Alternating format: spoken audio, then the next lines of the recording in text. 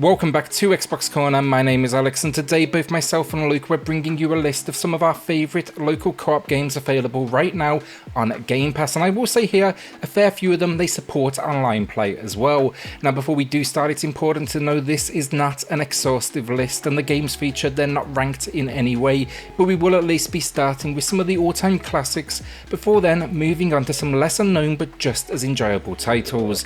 With that then, like, hit subscribe, join our growing Xbox family, and let's get started.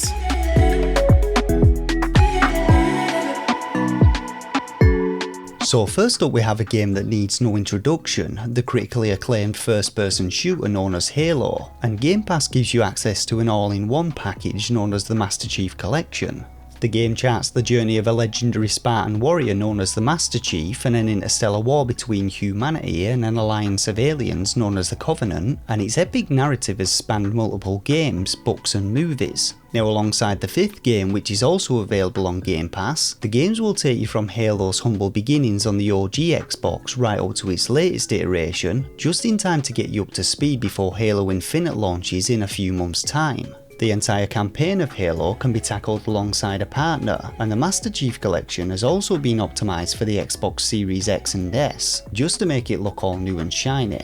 Gears of War, and we've gone from one classic to another classic. My teens can essentially be summarised as night after night Gears Online. The multiplayer is an absolute blast as you face off against opposing teams in modes including Deathmatch and King of the Hill, but its real highlight for co-op play, it has to be its lengthy story campaign that can be enjoyed online or with two-player split screen. On Game Pass right now you're actually going to find then 6 entries to the series. That's 5 mainline and then 1 spin-off. That is Judgment, which is by far the weakest entry, but even then each game you're looking at around a 10-hour runtime that predominantly focuses on Marcus and his squad against the Locust Horde. There's a few minor horror elements here and there, but come here if you want to just shoot everything in sight, chainsaw them in two, or use the now series famous brutal executions including the good old head stomp. Been playing this one myself now for 15 years and I still come back to this day, especially for that online multiplayer aspect, which can also be enjoyed in split screen as well. So up next we have Minecraft, and I'm sure you all saw this coming. It's the best selling video game of all time. It's an open world voxel sandbox game, and to the untrained eye it may just look like a blocky mess, but dig a little deeper and it's easy to see why this game is so loved. Now if you've never played it, Minecraft is essentially a procedurally generated open world exploration game which puts a heavy emphasis on player freedom and creativity. While the core gameplay has no specific goals for players to accomplish, it does have a survival mode asking players to build shelters, maintain a supply of food, and then craft armour and weapons to combat hostile enemies. If you're looking for a more chilled experience, the game also has a creative mode which grants you access to an infinite supply of materials, allowing you to build whatever structure or creation you can dream up, and all of this can be done in local split screen mode with up to 4 players. Streets of Rage 4 then, and this was an easy pick. This next entry for the side-scrolling beat-em-up mainstay was long overdue, and it's great to see it back. Now it's set 10 years after the events of the third game. Mr. X's kids, the Y twins, they are threatening Wood Oak City. You need to basically get out there and save the day. So yeah, get the crew back together and take down some enemies as either serious veterans like Blaze, Axel and Adam, or maybe try out a new addition like Cherry. Where this one delivers, it knows what it means to be a Streets of Rage game and respects the source material, but still it's not scared to evolve, and they absolutely deliver. Looks incredible with almost a hand-drawn style, the soundtrack is just killer, and then the controls near perfect balancing for each of the cast, and it just ensures that they feel unique. Wrap up the story though, which isn't easy. It's, you know, classic arcade action, and you will have reason to return from characters to unlock 2 extra modes including arcade and boss rush. Done with this one already. I'm going to say an honourable mention here for River City Girls. You should probably head there next. So Overcooked 2 is undoubtedly the most chaotic title on this list. The game tasks 4 players to work cooperatively in a selection of unconventional kitchens, serving up a variety of dishes to hungry customers. Its simplicity makes it accessible to all ages, but don't be deceived with this one, as coordination between all players and a cohesive strategy will be key to success. Now I play this one with a wife and kids and we always have an absolute ball, but believe me when I say the game's an absolute war starter. Never in the history of games has chopping up a tomato or washing a dirty dish held such urgency as it does in this game, and just when you think things are running smoothly, a steak will get burnt and before you know it, the whole kitchen is on fire. Despite the chaos though, the gameplay mechanics are solid, its unique kitchens add some great variety, and if you have a bunch of mates or family to play with, I highly recommend giving this one a go. The Ascent then is a new one that me and Luke have recently been playing, and full transparency, we haven't beaten this one yet, but for co-op fans, we found, so far at least, there's a lot to like. Now, outside of a few issues at launch with getting multiplayer to work, we've tested both online and local, and maybe we've been lucky, but no issues this far. It's penned as an action RPG, and while it absolutely has that element of, that in here with perks, skill points, and a whole lot of loot, it absolutely swings more towards kind of all-out action of the twin-stick variety, with only maybe a dash of brain power. The story though, you're an enslaved worker for a corporation known as the Ascent, but things go wrong, the Ascent collapses, and now all sorts of gangs and corporations, they're battling it out for control. Your job, stop them, work out basically what has happened. It's fiscal stuff this one, it's fast paced, and the location here is the real winner with its cyberpunk city soaked in neon. This is another one though that can be pretty challenging as well, but it is going to be well worth your time. Next up we have a great one, PHOGS. The name of the game a little strange, but it's a combination of physical and dogs. Now when me and Alex played this one on the Switch, we had a great time with the game, and it basically entails each player taking control of one half of a two-headed dog called Red and Blue. Now gameplay sees players working together to navigate through levels and solve physics-based puzzles, and you're going to need a lot of communication skills for things to go smoothly. There are also a ton of great moments which put your coordination skills to the test, and these involve things like stretching away from each other to create a bridge, or latching one end of the dog onto objects to drag them. Now admittedly, on the surface, PHOGS does look a little childlike, but don't be deceived by its vibrant colour palette and cutesy characters, because it's actually a pretty challenging game, and it will take plenty of teamwork to beat this puppy. Slowing things down now then, Wilmot's Warehouse. It's perhaps the definition for me of hidden gem. It so often goes overlooked, but it comes from Annapurna Interactive. They have an ability to find the weird and wonderful, and that's exactly what we have here. The concept even, it's kind of a hard one to make sound fun, but it's a game about storing and retrieving objects. You are a warehouse employee, and trucks of goods are going to arrive, you're going to unload them, you're going to store them however you want, whatever that system may be. The warehouse is essentially your oyster, but don't forget where you put things, because the store's going to open and you need to keep customers happy and bring them their items. It's almost kind of like Warehouse Overcooked in a way, but it has this minimalistic visual style. It's got a super chill kind of ambient soundtrack that elevates just the overall style. And yeah, also, just don't think this one's easy. Even in 2-player, there's upgrades, there's perks, a timer, a scoring system, 500 items to memorize, and if you're really that good, you can even try out expert modes.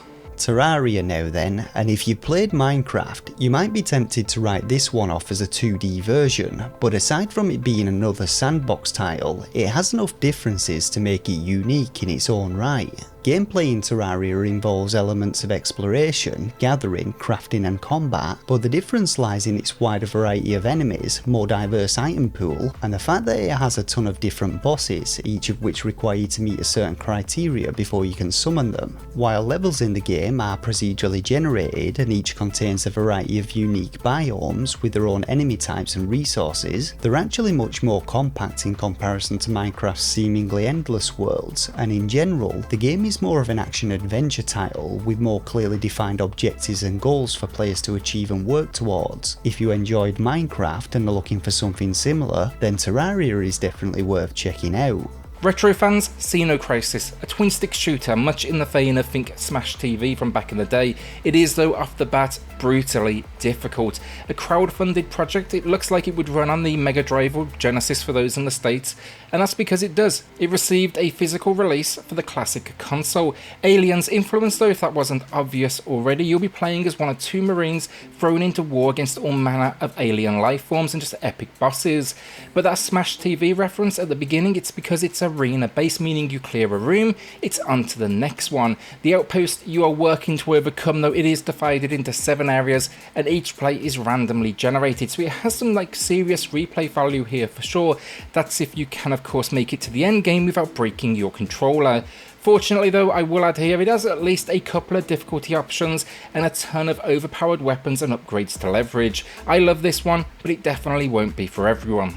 So our next game is called A Way Out, and it quite possibly has some of the best storytelling on today's list. Now, unlike a lot of the games we've mentioned today, A Way Out was built from the ground up to be played in co-op, and before this, Hazelight Studios and director Joseph Ferris created the equally brilliant Brothers and would go on to make It Takes Two. If there's a studio that understands co-op though, it's this team, and this is perhaps the most mature title, or at least from a violence standpoint.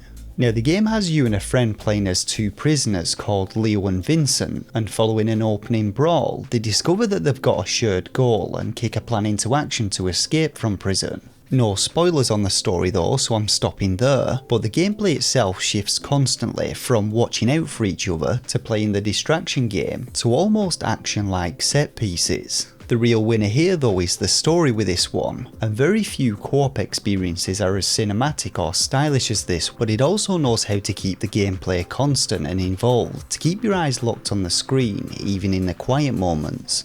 Guacamelee 2's co-op experience then will be for you Metroidvania fans.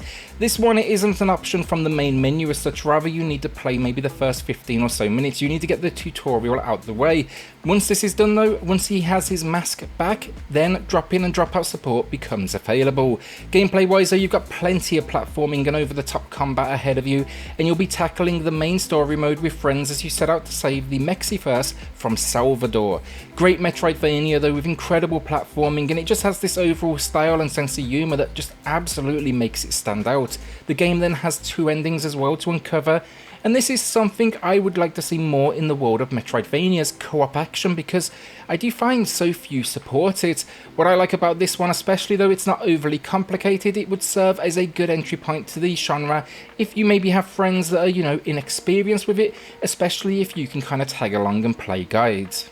Medan then, and I'm a sucker for FMV experiences, and while this definitely isn't an FMV, the game's local cooperative movie mode definitely captures a lot of that same magic. The concept here is basically up to 5 players, you get around one TV, you choose the character or characters you want to control, and the game will tell you when to essentially pass the controller, meaning you control this small kind of group each. Really unique system where your decision impacts your friends.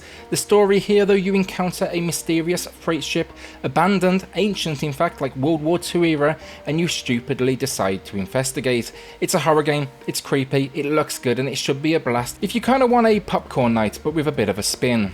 Children of Morta then is a modern classic in my opinion, not only because the game is quality, but I have absolute respect for developer Dead Mage. They continue to support this one with not only the usual patches, but full-on additions and modes for free, like the recent Family Trails. It introduced a new mode to the game that's pretty similar to what you'll find in Hades.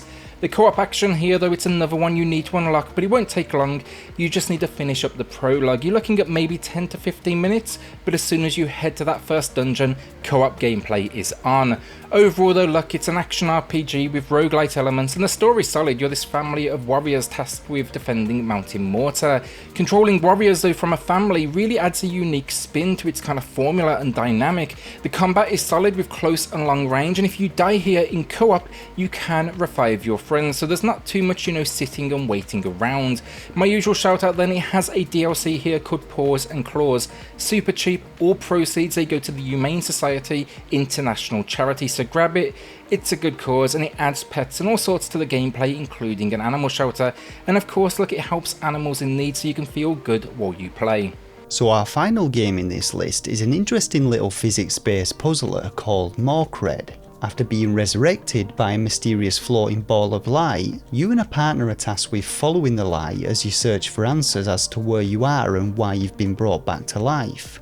The unique gameplay mechanic in this one though is that you're not allowed to step foot into the surrounding shadows, and that includes your partner's shadow, so you both need to work together manipulating the light in different ways while solving puzzles to progress forwards. Now there's also some clever use of physics in the game, and you'll often be forced to move and act quickly, such as occasions where you're chasing balls of light down steep hills as you try to remain within its light radius. If you're looking for a challenging puzzler which really makes you think before you act, Morkredd is definitely worth a play.